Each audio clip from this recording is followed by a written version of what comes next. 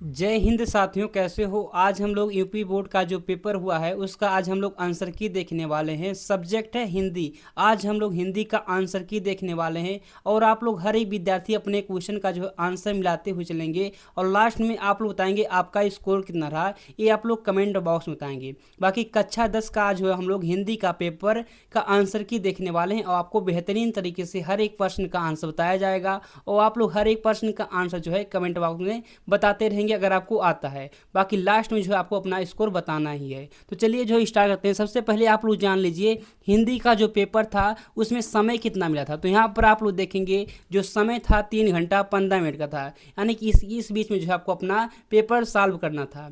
बाकी पूर्णांक जो है 70 नंबर का पूर्णांक था, यानी कि जो है आपको नंबर मिलेगा 70 नंबर। बाकी आपको देखेंगे तो यहाँ पर जो है 15 मिनट जो है आपको पढ़ने का समय मिलता है, यानी कि पेपर को पढ़ने का जो है समय मिला था आपको 15 मिनट। उसमें जो है आपको केवल पेपर आपका पढ़ना था। बाकी चलिए जो हम लोग स्टार्ट करते हैं। तो आपका पेपर जो है 2 भागों में विभाजित था, एक था खंड आ और एक था खंड बा।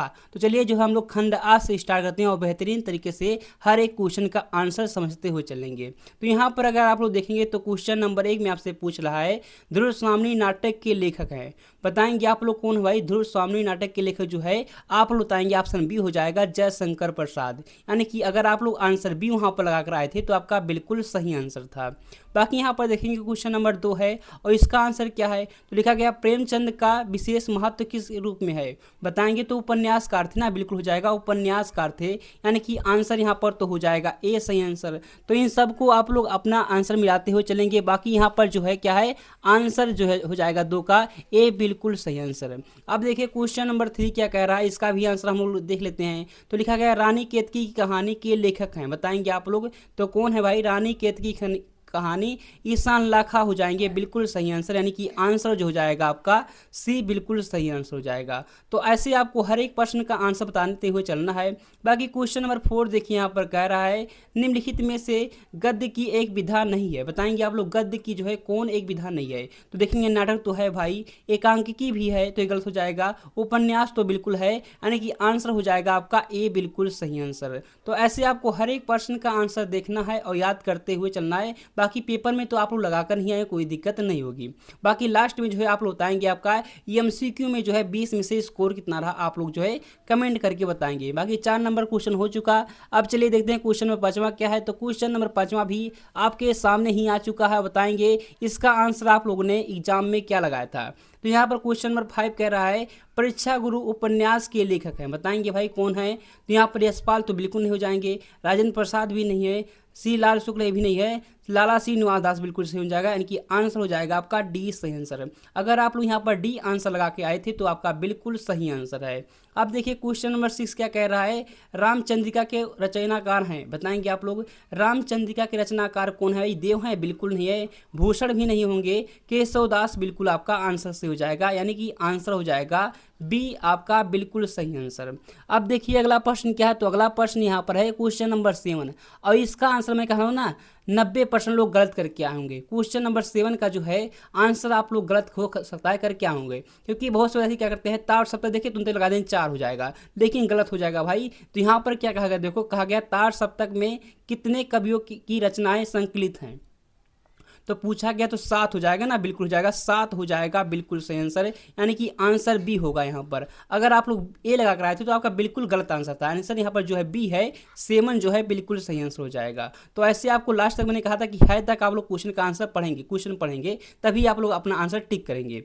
बाकी देखो क्वेश्चन नंबर 8 क्या है, इसका भी आंसर जल्दी से आप लोग कमेंट बॉक्स बता दीजिए इसका कौन सा आंसर सही है। तो यहाँ पर देखेंगे द्विवेदी युग नाम किसके नाम पर पड़ा, कि द्विवेदी जो है किसके नाम पर पड़ा भाई। तो बहुत से विद्यार्थी पढ़ेंगे तुरंत हजारी प्रसाद द्विवेदी लगा देंगे, जो कि गलत हो जाएगा भाई। महादेवी वर्मा क्या हो जाएगा, महावीर प्रसाद द्विवेदी हो जाएगा ना, महावीर प्रसाद द्विवेदी जो है यानी कि आंसर सी हो जाएगा आपका सही आंसर। तो ऐसे आपको ध्यान से आसानी से पढ़ना था, बिल्कुल पढ़ के आएंगे तो आपका बिल्कुल सही आंसर होगा। इसलिए आप लोग जो है हर एक क्वेश्चन का आंसर जो है शुरू से लेकर लास्ट तक पढ़ेंगे तभी अपना आंसर टिक करेंगे। बाकी देखो अगला प्रश्न क्या है। तो अगला प्रश्न बिल्कुल ईजी पूछा गया है, क्वेश्चन नंबर 9। तो यहाँ पर आप लोग देखेंगे तो कहा गया है कुरुक्षेत्र के रचनाकार हैं। यानी कि कुरुक्षेत्र के रचनाकार कौन है, शमशेर बहादुर सिंह है, बिल्कुल गलत है भाई, नहीं है। जयशंकर प्रसाद भी नहीं है, वेद व्यास भी नहीं है, रामधारी सिंह दिनकर है। कौन है? रामधारी सिंह दिनकर, यानी कि आंसर हो जाएगा आपका डी सही आंसर। तो ऐसे आपको हर एक प्रश्न का आंसर जो है कमेंट बॉक्स में बताना था।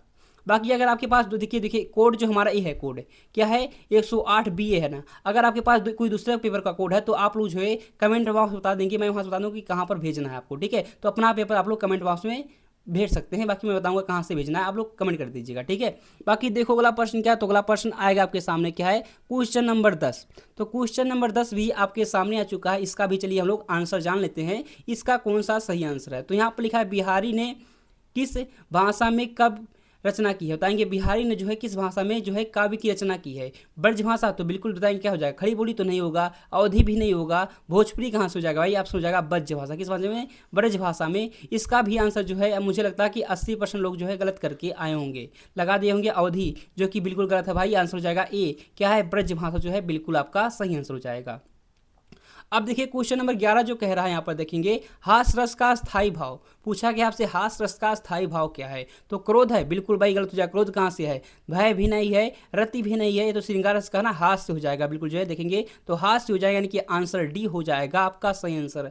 तो अगर आपको जो है जो आंसर आप लगाया है अगर सही है तो बिल्कुल आपने सही से पढ़ा था, तभी आपने सही से लगाया है। बाकी जो है आप लोग मेहनत करेंगे, बाकी अगले पेपर में, तो हिंदी का पेपर तो हो चुका ना, अब इसमें कोई कुछ आप नहीं कर सकते। बाकी देखो अगला पेपर क्या है, अगला क्वेश्चन क्या है। अगला क्वेश्चन जो हमारा क्या है, क्वेश्चन नंबर 12। इसमें कहा गया है चौपाई के प्रत्येक चरण में होती हैं। बताएंगे चौपाई में जो है कितनी मात्राएं होती हैं। बताएंगे भाई 16 मात्राएं होती हैं। कितना होती है? 16 होती हैं, याद कर लेंगे ना, यानी कि आंसर हो जाएगा आपका बी सही आंसर। अगर आपने आंसर यहाँ पर बी लगाया था तो आपका जो है बिल्कुल सही आंसर था, कोई दिक्कत नहीं था। बाकी यहाँ पर देखेंगे इसका बताएंगे जैसे क्या हो जाएगा, पीपर पद सरस मंडोला पंक्ति में अलंकार है। कौन सा अलंकार है भाई? इसका आंसर जल्दी से आप लोग बताएंगे क्या हो जाएगा, उपमा हो जाएगा क्या? बिल्कुल जो देखेंगे तो उपमा, यानी कि आंसर हो जाएगा आपका सी सही आंसर, कोई दिक्कत नहीं है। बाकी देखो अगला प्रश्न क्या है, तो अगला प्रश्न आएगा क्वेश्चन नंबर क्या है 14। और 14 का भी जल्दी से आप लोग आंसर बता देंगे क्या होगा। तो यहाँ पर देखिए लिखा गया पंचवटी में प्रयुक्त समास है। समास से भी एक प्रश्न पूछा गया, तो मैंने बताया था ना, देखेंगे जहां पर पंच है तो या क्या हो जाएगा, दिग हो जाएगा ना, दिग हो जाएगा, क्या हो जाएगा, दिग समास हो जाएगा, यानी कि आंसर हो जाएगा आपका ए सही आंसर। तो ऐसे आपको हर एक प्रश्न का आंसर देना था। अगर आपने आंसर यहाँ पर ए लगाया तो बिल्कुल आपका सही आंसर है। बाकी देखो जो है हमारा 15 नंबर का प्रश्न है, गंगा का पर्यायवाची है। बिल्कुल इजी प्रश्न पूछा गया है भाई। सूर्य तो नहीं होगा तो देवता का पर्यायवाची होता है, गगन भी नहीं होगा, आकाश का पर्यायवाची है, जलयान भी नहीं होगा, ये तो नाव का पर्यायवाची है, सूर्यसरी हो जाएगा, बिल्कुल सही आंसर क्या हो जाएगा, सूर्यसरी, यानी कि आंसर जो हो जाएगा डी आपका बिल्कुल सही आंसर हो जाएगा। तो ऐसे आपको हर एक प्रश्न का आंसर बेहतरीन तरीके से लगाकर आना था। बिल्कुल आपने, आशा मैं करता हूं कि बिल्कुल आप सही लगा कर आएंगे, कोई दिक्कत नहीं होगा। बाकी देखो अगला प्रश्न क्या है, तो अगला प्रश्न क्या है, क्वेश्चन नंबर 16 है। क्वेश्चन नंबर 16 यहाँ पर देखेंगे लिखा गया है अभिमान पूछा गया। अभिमान में प्रयुक्त उपसर्ग है। उपसर्ग क्या होते हैं? जो मूल शब्द से पहले लगते हैं। तो यहाँ पर आ होगा, नहीं होगा भाई, अप होगा, अभी भी नहीं होगा, हमारा अनु भी होगा, नहीं होगा, अभी हो जाएगा, बिल्कुल सही आंसर, यानी कि आंसर हो जाएगा बी आपका बिल्कुल सही आंसर। अब देखो हमारा जो है 17 नंबर का प्रश्न है, इसमें लिखा गया है तद शब्द की चतुर्थी विभक्ति एक वचन पुल्लिंग का रूप क्या होगा। बताएं क्या हो जाएगा, तो तस्मी हो जाएगा, बिल्कुल सही आंसर क्या हो जाएगा, तस्मी, यानी कि आंसर हो जाएगा सी आपका बिल्कुल सही आंसर। तो ऐसे हर एक प्रश्न का आंसर आप लोग लगाकर आए होंगे, बिल्कुल सही आंसर है। बाकी देखिए अगला प्रश्न क्या है, तो अगला प्रश्न जो है आ चुका आपके सामने, क्वेश्चन नंबर 18 है, और इसका भी जल्दी से हम लोग आंसर देख लेते हैं, इसका क्या हो जाएगा सही आंसर। तो यहाँ पर देखेंगे पद परिचय की दृष्टि से पद कितने प्रकार के होते हैं। क्या होते हैं? पद जो है कितने प्रकार के होते हैं? 2 प्रकार के होते हैं। कितने प्रकार के? 2 प्रकार के। एक होता है विकारी, एक होता है अविकारी, यानी कि आंसर हो जाएगा आपका ए सही आंसर।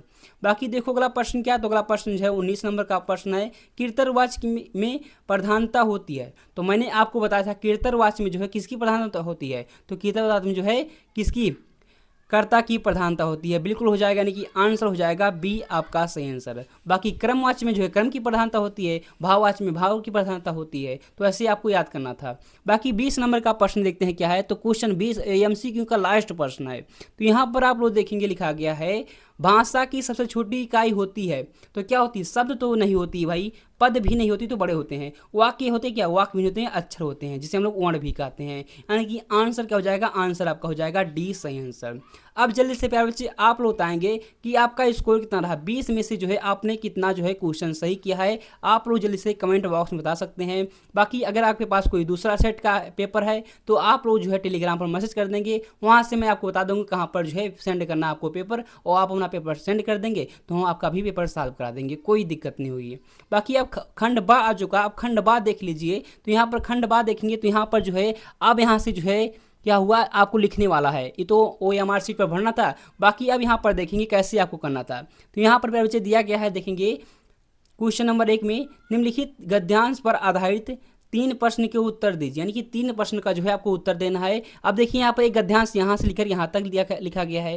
तो और देखेंगे तो एक गद्यांश जो है नीचे है उसके। अब दोनों में से आपको एक करना है। यहाँ पर देखिए अथवा लिखा गया है ना, अथवा मतलब क्या होता है, चाहे आप ऊपर का करिए चाहे आप नीचे का करिए, दोनों में से आपको एक करना है, ठीक है। तो यहाँ पर आप लोग देखेंगे ईर्षा का एक अनोखा वरदान है, यानी कि देखेंगे तो ईर्षा आ रही है। तो ईर्षा हमने किसमें पढ़ा था, रामधारी सिंह दिनकर जी की है ना, ईर्षा ना तू गई मेरी मन से, ठीक है। तो ये जो हमारा था तो ये रामधारी सिंह दिनकर था, तो बिल्कुल आप लोग रामधारी सिंह दिनकर कर देंगे तो कोई आंसर नहीं है, कोई दिक्कत नहीं, कोई दिक्कत होगी नहीं, दिक्कत होगी ना। तो ऐसे आपको करना था। बाकी देखेंगे यहाँ पर 3 प्रश्नों का उत्तर आप लोग देंगे, कोई दिक्कत नहीं होगी। बाकी यहाँ पर देखिए ऐसे खंड बा में है, तो अगर आप लोग पढ़े होंगे तो बिल्कुल आप लोग आंसर लगा देंगे, कोई दिक्कत नहीं होगा। इस पद्यांश को आपको पढ़ना था और जो है 3 प्रश्नों का उत्तर देना था, जो कि आपका जो है 6 नंबर का प्रश्न था भाई, बिल्कुल जो है 6 नंबर का प्रश्न की बात है। बाकी देखो अगला प्रश्न आएगा, तो अगला प्रश्न यहाँ पर अथवा दिया गया ना, तो अथवा दिया गया है, चाहे आप इसको करिए चाहे उसको करिए, दोनों में से एक आपको करना था। बाकी देखेंगे अगला प्रश्न क्या, तो अगला प्रश्न आने वाला है क्वेश्चन नंबर 3। और क्वेश्चन नंबर 3 भी जो यहाँ पर आप लोग देखेंगे प्यारे बच्चे, तो यहाँ पर भी आपको अथवा दिया गया है। तो अथवा मतलब क्या होता है, चाहे आप इसको करिए चाहे इसको करिए, आप लोग को यहाँ पर दोनों में से एक ही करना था, ठीक है। तो यहाँ पर लिखा गया था निम्नलिखित संस्कृत गद्यांश में से एक का संदर्भ सहित व्याख्या दी, यानी कि अनुवाद करना था, ठीक है। संदर्भ सहित जो है आपका अनुवाद करना था। तो यहाँ पर देखिए एक ये था, दोनों में से आपको एक करना था। अगर आप लोग पढ़ के गए होंगे तो बिल्कुल बेहतरीन तरीके से करेंगे, इसमें कोई दिक्कत नहीं है प्यारे बच्चे। अगर आप लोग पढ़ के गए हैं तो आप जो है 70 में से 70 पूरा ला सकते हैं आसानी से। बाकी देखो अगला प्रश्न क्या, तो अगला प्रश्न आएगा यहाँ पर देखेंगे, तो यहाँ पर जो है आपको यहाँ से प्रश्न क्या देना था, तो यहाँ पर दिए गए संस्कृत पद्यांश में से एक वाक्य का संदर्भ सहित जो है हिंदी में अनुवाद करना, यानी कि देखिए 2 दिया गया है ना, इसमें से इनमें से दोनों में से आपको एक क्या करना था, संस्कृत में जो है अनुवाद करना था, जो कि आपको मिलता है 5 नंबर का था प्रश्न भाई। 5 नंबर की प्रश्न की बात थी, तो बिल्कुल आपने सही से राइटिंग से लिखा होगा तो आपको बिल्कुल अच्छा नंबर मिल जाएगा। बाकी ऐसे ही अगला प्रश्न देखते हैं क्या है, तो अगला प्रश्न आपके सामने आएगा, मुक्ति बोध है। अब मुक्ति क्या है, मुक्ति दूत है सॉरी। तो यहाँ पर देखेंगे अपने पठित खंडकाव्य के आधार पर जो है दिए गए प्रश्नों का एक प्रश्न का उत्तर लिखिए, यानी कि देखेंगे खंडकाव्य के आधार पर आपको लिखना था। चाहे आप देखिए इसमें जो भी आपका खंडकाव्य हो वो लिख देंगे। हमारे यहाँ तो मुक्तिदूत चलता है तो मुक्तिदूत लिखे होंगे, कोई दिक्कत नहीं होगी। बाकी देखो अगला प्रश्न क्या है, तो अगला प्रश्न आने वाला है आपके सामने क्या है, क्वेश्चन नंबर 6 है। तो क्वेश्चन नंबर 6 मैंने कहा था जो इम्पोर्टेंट जो है जीवन परिचय जो लेखक हैं उनके तो आपको याद ही करना है। जैसे देखिए यहाँ पर जो है 6 नंबर का प्रश्न था, 6 में काम में देखेंगे आपको ये 3 दिया गया था ना, यहाँ पर रामधारी सिंह दिनकर दिया गया था, आचार्य रामचंद्र शुक्ल दिया गया था और जयशंकर प्रसाद दिए गए थे। तो इन तीनों में से जो है आपको एक की जो है जीवन परिचय और उनकी रचना लिखना था। तो देखिए बहुत मास्ट इंपॉर्टेंट होते हैं, जयशंकर प्रसाद होते हैं और आचार्य रामचंद्र शुक्ल, ये तो हर बार आते हैं भाई, इनको तो कोई शक नहीं है। आपने अगर नहीं याद किया तो आपकी गलती है, इसमें आप बिल्कुल याद करके गए होंगे तो बिल्कुल आप लोग सही करके आएंगे, क्योंकि जो है ये हर बार रिपीट होते हैं, ठीक है। ऐसे आप लोग यहाँ पर देखेंगे तुलसीदास, मिथिलेश गुप्त और जो है महादेवी वर्मा, ये तीनों जो है बहुत बार रिपीट होते हैं, हर साल रिपीट होते हैं। तो इनमें से आपको 3 अगर आपने जो है तीनों को एक बार पढ़ लिया होता तो इसमें से आप लोग एक करके आते, कोई दिक्कत नहीं होती, ठीक है। जो आपको है मान लीजिए देखो मुझको ये भी आता है और ये भी आता है, यानी कि तुलसीदास और मिथिलेश गुप्ता दोनों को गुप्त जो है मैंने दोनों का आता, ठीक है। तो मुझको जो है बेहतरीन तरीके से आता मैं उसको लिखूंगा, ठीक है, दोनों नहीं लिखूंगा, दोनों में से एक आपको लिखना है, ठीक है। अब बाकी देखिए अगला प्रश्न क्या है, तो अगला प्रश्न आएगा आपके सामने क्वेश्चन नंबर 7 है और 7 का भी आप लोग जल्दी से देख लेंगे। तो यहाँ पर जो लिखा गया है अपनी पाठ्य पुस्तक में कंठस्थ कोई एक श्लोक लिखना है जो कि इस प्रश्न पत्र में ना आया हुआ। तो बहुत से विद्यार्थी जो है अपना दिमाग लगाते हैं, क्या करते हैं जो ऊपर श्लोक ना था उसको लिख देंगे, तो ऐसा आपको नहीं करना है। लिखा गया है इस प्रश्न पत्र में ना आया हो, ठीक है, उसको आपको एक जो है श्लोक लिखना था। तो आप लोग लिख सकते हैं सर्वे भवन्तु सुखिनः सर्वे सन्तु निरामयाः सर्वे भद्राणि पश्यन्तु मा कश्चित् दुःखभाग्, ठीक है, इसको आप लोग लिख सकते हैं, कोई दिक्कत नहीं होगा। बाकी क्वेश्चन नंबर 8 जो है आप लोग देखेंगे अपने भाई की शादी में आमंत्रित करने हेतु मित्र को पत्र लिखिए। तो बिल्कुल आप लोग लिख सकते हैं भाई, इसमें कोई दिक्कत नहीं है, इसको तो लिख सकते हैं ना।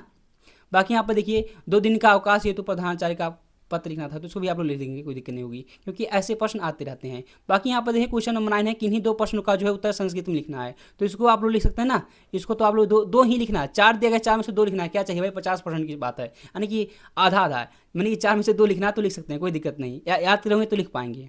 बाकी देखो अगला प्रश्न क्या है, तो अगला प्रश्न जो है क्वेश्चन नंबर 10 है। यहाँ से क्या है, यहाँ से देखेंगे तो निबंध है। क्या है, आपको जो है दिया गया है क्वेश्चन नंबर 10 में देखेंगे तो यहाँ पर प्यारे बच्चे आपको लिखना था निबंध है।